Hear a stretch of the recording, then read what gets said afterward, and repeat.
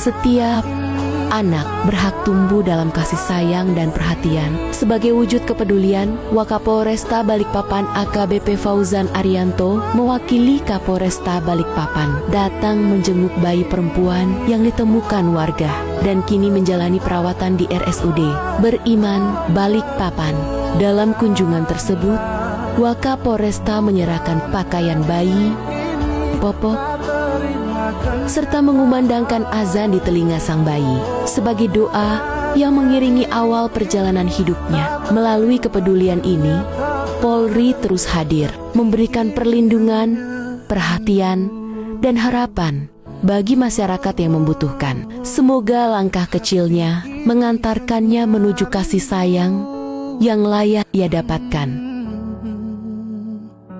Ku rindu senyummu, Ibu.